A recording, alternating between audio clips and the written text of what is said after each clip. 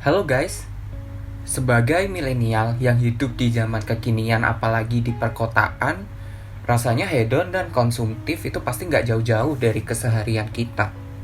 Ngopi di kafe habis 70.000, terus nonton di 21 karena weekend bisa habis sampai 100.000.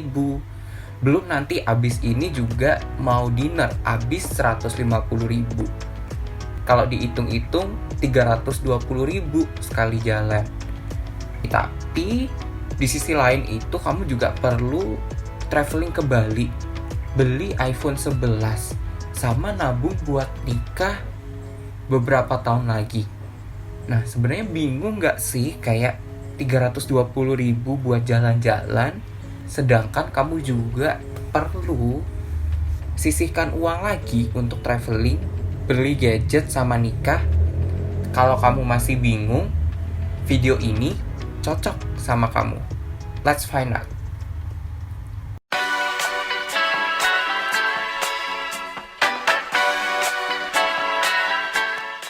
Sebenarnya apa sih yang dimaksud dengan financial planning? Financial planning atau perencanaan keuangan dalam bahasa Indonesia itu merupakan aspek finansial yang sebenarnya sering dilakukan oleh perusahaan untuk melakukan perencanaan terhadap target-target keuangan dari perusahaan tersebut gitu.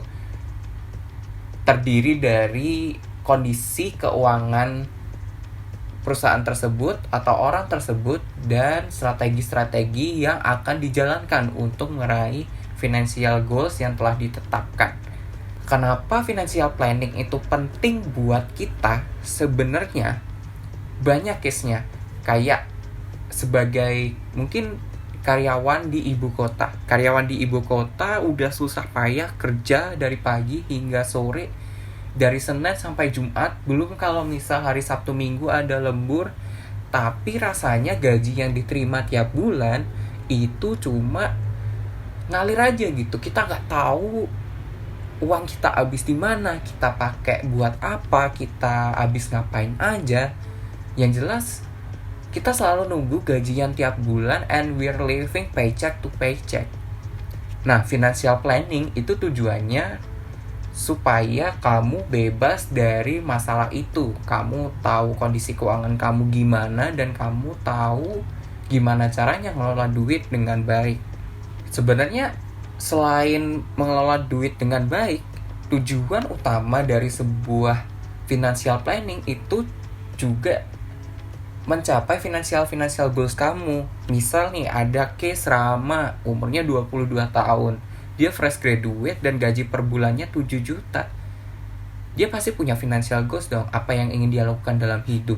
Misalnya menikah, punya rumah, terus punya kendaraan, terus pengen juga traveling sesekali.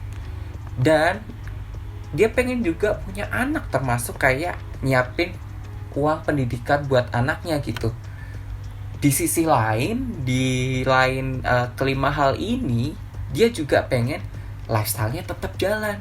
Nah, inilah fungsi financial planning yang sesungguhnya. Kamu tetap bisa melakukan apa yang kamu pengenkan, sedangkan di sisi lain, goals kamu, long term goals, itu tetap bisa kamu raih. Nah, sebenarnya caranya gimana sih? Paling simple, cara untuk merencanakan keuangan adalah memiliki budget. Gimana caranya bikin budget? Sebenarnya gampang. Secara umum, pengeluaran dalam keseharian kita itu dibagi menjadi 3 hal. Ada yang daily life, ada yang berkaitan dengan lifestyle, ada yang berkaitan dengan saving atau investasi. Kalau yang daily living itu berkaitan dengan biaya makan kita sehari-hari, transportasi, terus ada mungkin pulsa, listrik, segala macam. Lifestyle itu nongkrong di kafe, terus ada makan bareng temen, terus nonton, segala macam yang berkaitan dengan konsumtif dan experience itu ada di lifestyle. Lalu ada lagi yang namanya saving. Saving itu Ada tabungan, simpanan, sama investasi gitu. Nah, alokasinya gimana? Alokasinya bisa seperti ini. Daily living 50%, lifestyle 30%, dan saving investasi 20%. Nah, kalau punya cicilan gimana? Masuk di daily living kalau punya cicilan. Jadi upayakan cicilan itu juga sudah tercover di daily living kalian supaya lifestyle tetap jalan, saving investasi. Selain bayar cicilan, kalian juga punya tabungan gitu. Kalau udah tetapin budget, gimana caranya biar kita bisa comply atau bisa tetap disiplin dalam menerapkan budget yang udah kita planning nih dari awal tahun atau awal bulan. Caranya gampang kok, punya aja rekening yang terpisah. Daily living punya rekening sendiri, lifestyle punya rekening sendiri, sama saving investasi punya rekeningnya sendiri. Ketiganya terpisah gitu. Yang aku lakukan sekarang juga gitu. Ketika ada gaji tiap bulannya, aku selalu sisihkan ke daily living, rekening daily living, rekening lifestyle, sama aku transfer lagi ke rekening saving atau investasi gitu. Sebenarnya alokasi ini itu juga menyesuaikan ke kondisi keuangan masing-masing. Ada orang yang mungkin kayaknya saving investasi ini bisa lebih besar deh, 30%, lifestyle-nya dikurangin aja 20% misalnya. Atau kayak daily living 50% tuh kebesaran, bisa 40% aja. Itu kembali ke masing-masing orang. Nah, di sini aku punya juga planning yang aku udah buat untuk keseharian aku. Kurang lebih kalau aku sendiri jadinya kayak gini.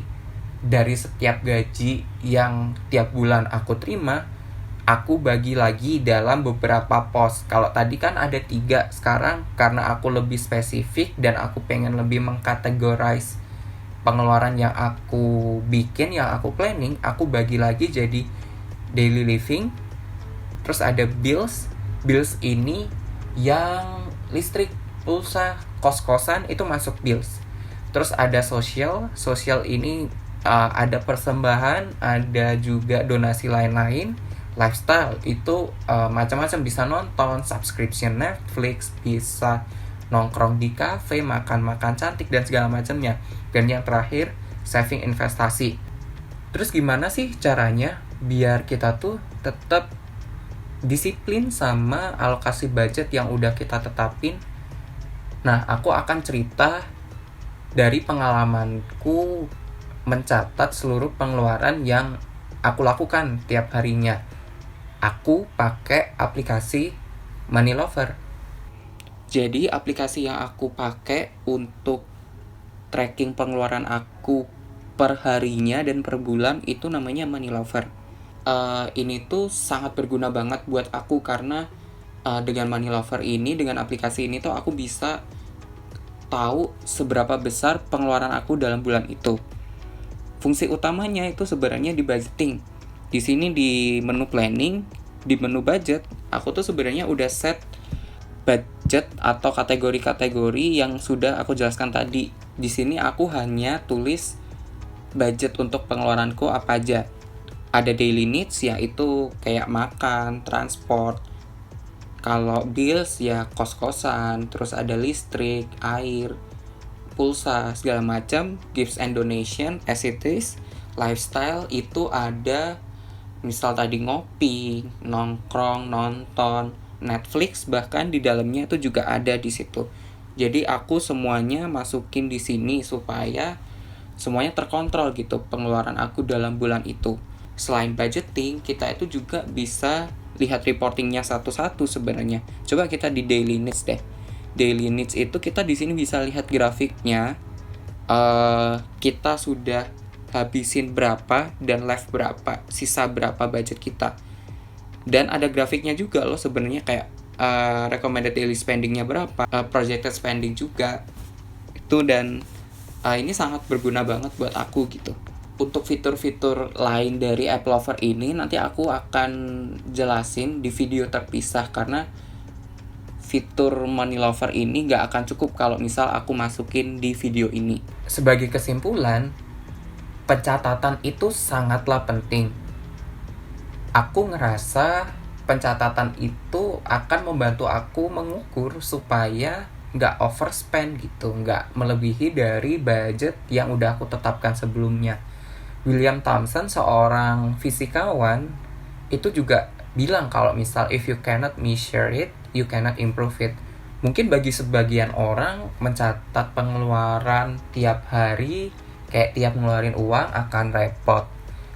Tipsnya kalau misal kamu nggak pengen ribet-ribet mencatat, kamu bisa pakai rekening yang terpisah tadi. Jadi stay with satu rekening aja khusus untuk daily living, untuk lifestyle, dan saving. Jadi kamu nggak akan kecampur-campur pengeluarannya. Jadi sekian video kali ini. Kalau ada pertanyaan, bisa komen aja di kolom komentar di bawah. Like kalau suka sama video ini, dan jangan lupa subscribe biar nggak ketinggalan sharing dan diskusi selanjutnya.